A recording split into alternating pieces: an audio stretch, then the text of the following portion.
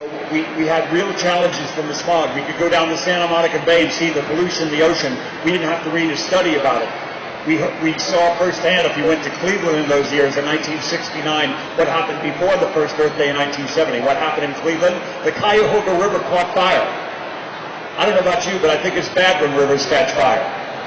Rivers are supposed to put out fires. There was so much pollution on the Cuyahoga River outside of Cleveland. Some of it was flammable. Somebody lit a match too close to it, and it went up and burned. So we knew we had to do something. And what happened? I'll tell you what happened. We started doing things that we could afford.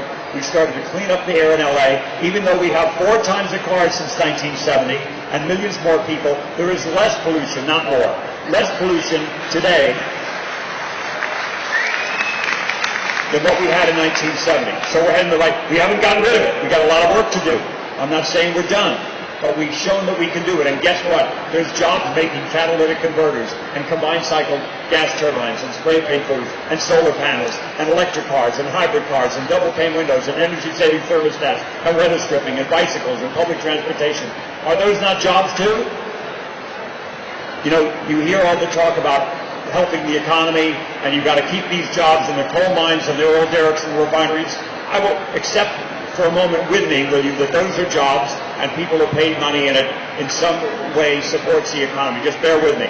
But if you're going to say that, wouldn't you also agree that there's jobs making wind turbines and solar panels and electric cars and all those things? Of course there are.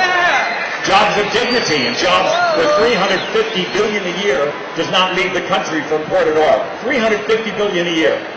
If you're a conservative, I would hope this is something you'd want to embrace too. Conservative, to conserve, like my dad. All this stuff I learned about the environment, I learned from my dad, who's in another party that I'm part of, but God bless him. He turned off the lights and turned off the water and saved string and saved tinfoil and taught me all those things. I don't want to go on too long. I want to hear from my wife. I want to hear from Esau. I want to hear his wonderful song. But I want to give you a sense of what we can do. We've been working, getting the right messages out in the media, different groups like the Earth Communications Office, like the Environmental Media Association, working with Raphael, we're taking it on to another level, doing this wonderful web series that we hope will be on PBS too. Esai is always there for me with environmental causes, and a great man that Esai and I both knew, the great Cesar Chavez. We knew Cesar Chavez. And Esai, like me, was always there. We were there doing demolition and rebuilding or something that's at the wonderful Chavez Center now there in Keene, California. Please go visit it. Herb is here from the Cesar Chavez Foundation, the United Farm Workers. Because Cesar Chavez knew firsthand about pollution because his people were being poisoned in the fields. You know, we're out saving the whales and saving the owls, and that's wonderful.